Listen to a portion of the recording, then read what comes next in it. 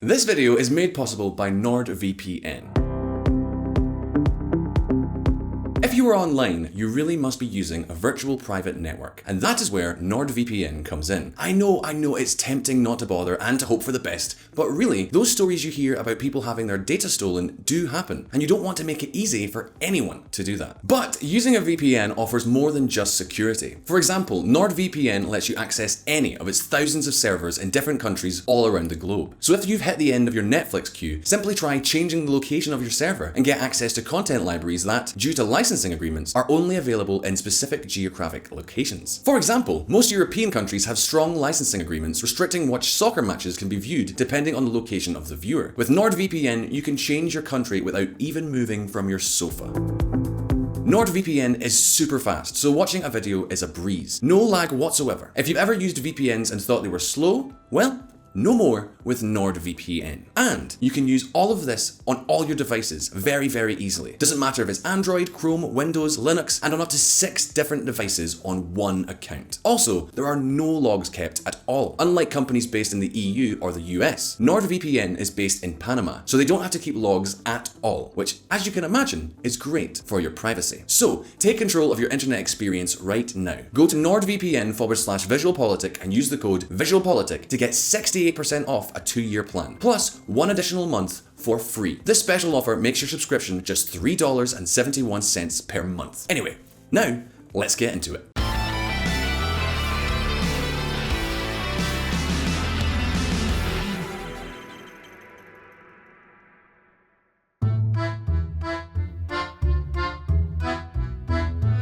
So my VisualPol amigos, the Russian Federation is a country of stark contrasts. On the one hand, the vast majority of its nearly 150 million inhabitants live in poverty, but on the other, it is one of the countries with the most international influence. Mother Russia is still a superpower. It's an influence that, of course, does not come from its economic power. After all, its economy accounts for less than 2% of global GDP. It does not have companies that are very relevant globally. And to top it off, its economic development over the past few years has been pretty negative. So it's not in the economy that Russia anchors its political influence, but rather through its military power. Even though it is trailing increasingly further behind the United States, Russia is still regarded as the second greatest military power on the face of the planet. Even today, it's only China that is threatening to bump it down a spot in the world's rankings. The Russian army has approximately 900,000 active soldiers and 2 million more in reserve. A figure that, while significantly reduced over the years, especially given that the former Soviet Union once maintained more than 4 million active troops, remains supported by the world's largest arsenal of nuclear weapons and some of the most advanced intercontinental missiles in existence. Because Russia is, first and foremost, a country forged around its nuclear arsenal and its armed forces. To give you an idea, existing calculations suggest that this country still maintains an arsenal of nearly 6,500 nuclear weapons today. But my friends, as so often happens, numbers can be misleading. And in the case of the Russian army, that kinda seems to be the case. As you will see, although the figures around the dimensions of their armed forces are pretty staggering, the Russians have one huge problem: the antiquated condition of many of their weapons, tanks, submarines, and other Soviet relics. In open fighting, if we had to pit the United States against Russia, Putin's country would have a really bad time. This is something that, over the last few years, has become an obsession for Moscow, not least because the Russian military industry is a very important one for the entire country. For the country, and, of course, for the pockets of many of its politicians. You know how things work in these situations. The fact is that the Russian military industry, the second most important behind that of the United States, is responsible for just over 2 million jobs, which represents no more or less than 3% of the entire labor force and 20% of all industrial jobs in the country. With the exception of raw materials, the military industry is one of the main economic activities of the Russian Federation, as well as an important asset in international relations. And all of that is precisely why, in this video, we are going to tell you what the Russian army is really like, and also what plans Moscow has put in place to try and consolidate itself as the second military power, even above China. So, do you want to come with us to discover the strongest and at the same time weakest part of Mother Russia? If you do, let's get started.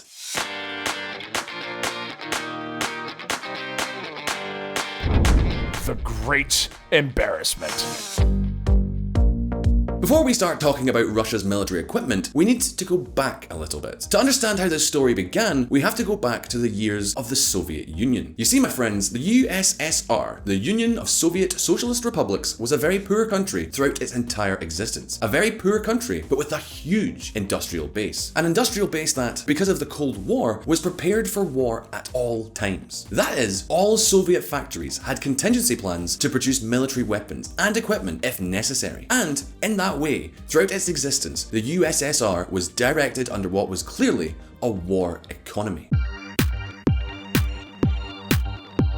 Let's take a look at some data. At the time of its downfall, the Soviet giant had 4,000 military production and research facilities employing 6 million people and consuming nearly 50% of the entire central state budget. That's right, 50% of the entire budget. A complete war economy, an economic system geared not so much for the well-being of its citizens, but for the annihilation of any potential adversary. However, more than half of this huge military-industrial power was lost, as it had to close during the Great Crisis that arose after the disintegration of the USSR. A crisis in which Russia lost around 20% of its GDP between 1991 and 1993 alone.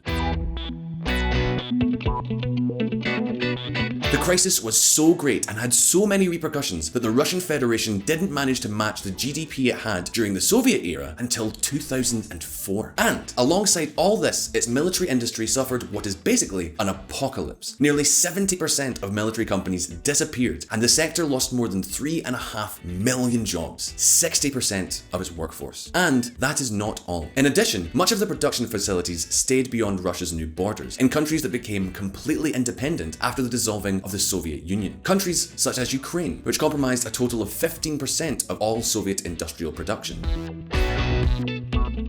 Indeed, this detail has been key, a top priority in Russia's foreign policy. Let me explain. The military-industrial complex was scattered across the Soviet geography. The economic interdependence in this respect was enormous, so that when the USSR fell apart, Russia faced a twofold problem. Firstly, as I have mentioned, the crisis significantly weakened its industrial capacity. And secondly, its remaining military production companies and its army relied heavily on supplies, technology, and equipment that were now in the hands of other countries. And this is largely what explains Russia's difficulty in maintaining fierce control over some of the former Soviet republics, such as Ukraine. But let's carry on.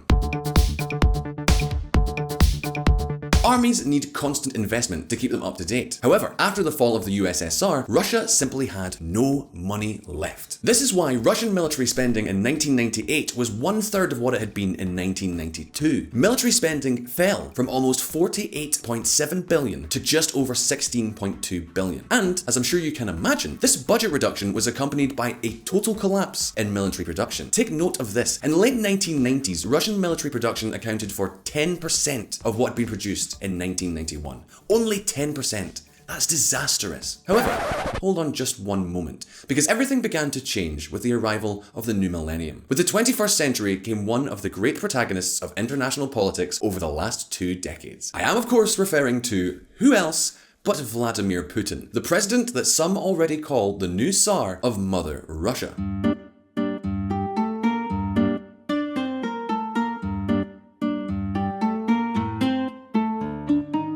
Well, the thing is, when Putin came to power, he found himself in a catastrophic situation in terms of the Russian armed forces. Only 20% of military equipment was relatively recent, i.e. only 20% of the gear was functional. And not only that, but the army's ability to react and deploy forces was lower than ever. These are problems that, in many cases, still persist today. Take, for example, what happened to aircraft carriers. While at the beginning of the 21st century, the United States maintained a fleet of 14 of these ships dotted around the globe, Russia barely had one. And that one was far from top of the line.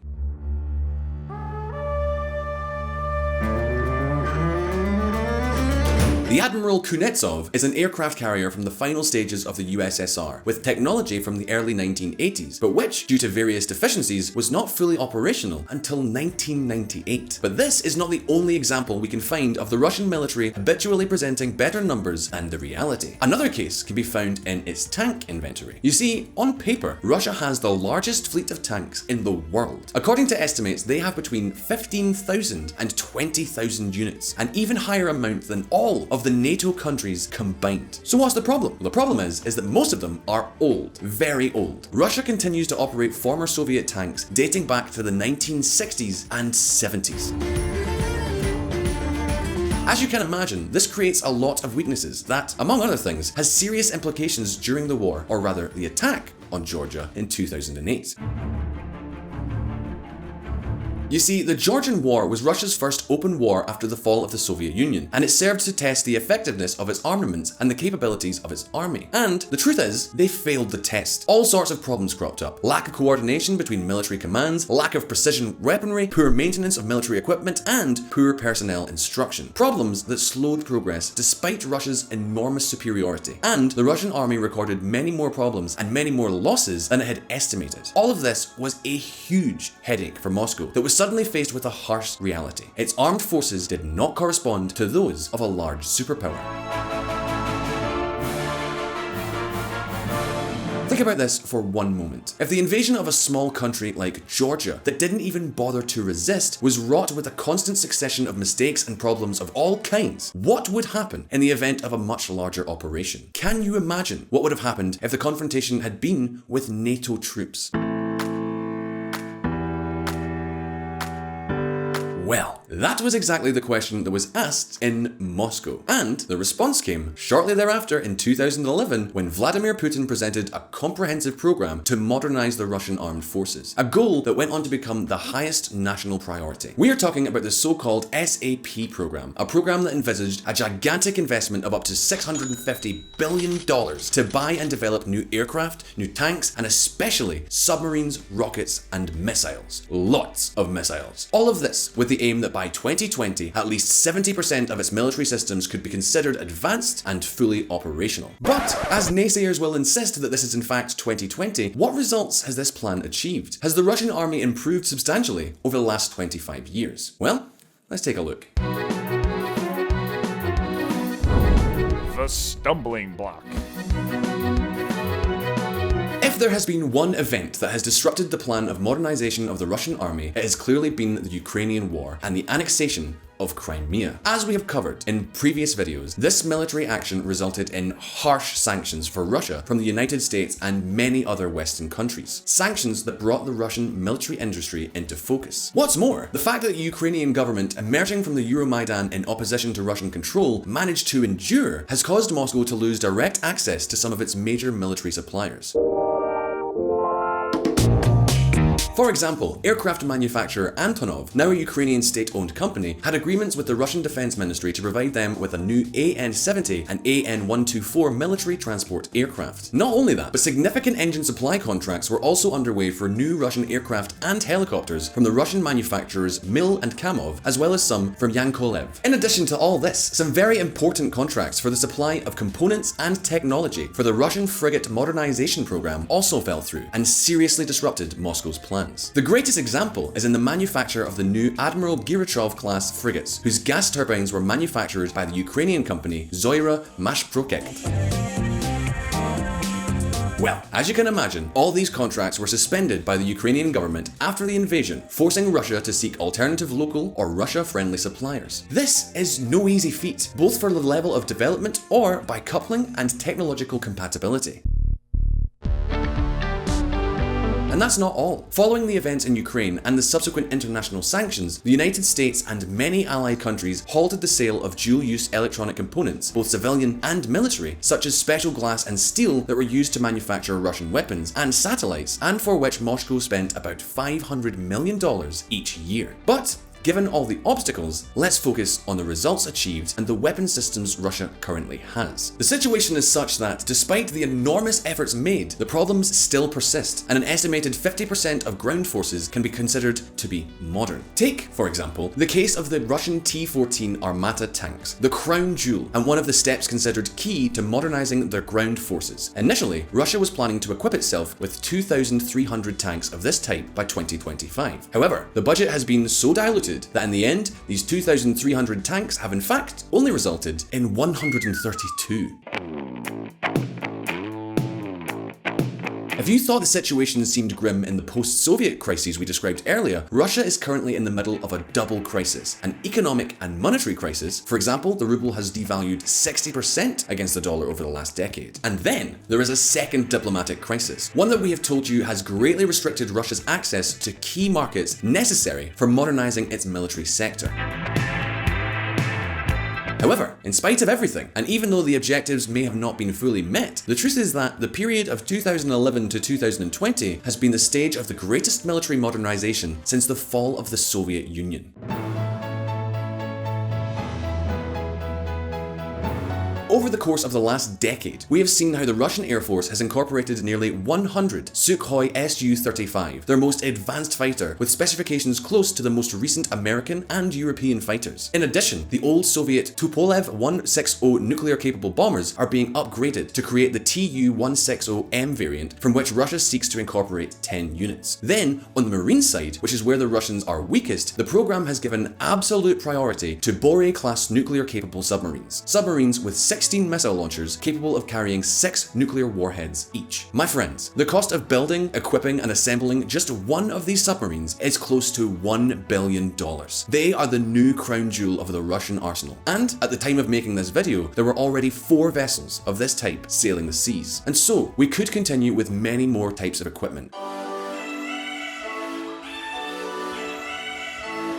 But as you can see, the SAP program has not been completed, but despite this, the leap in modern equipment for the Russian armed forces is undeniable. But having said that, there is one key issue that could influence the future of all these plans. And what I mean is, the military capability of an army has a lot to do with its industrial capacity, and today, for countries like Russia, its international influence is linked to its ability to manufacture and sell modern military equipment. This becomes even more critical if the country is going through a structural economic crisis. So, the burning question is, where is the real problem with the Russian military industry? Well, to be specific, the biggest weakness lies in its enormous inefficiency.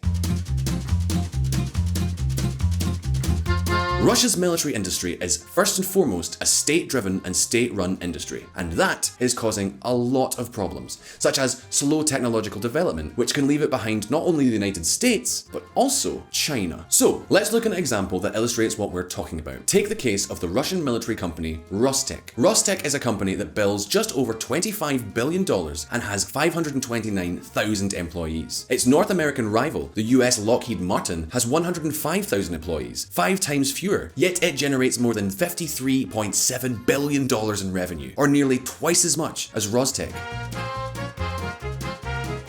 But you're probably wondering, but Grant, is that really that important?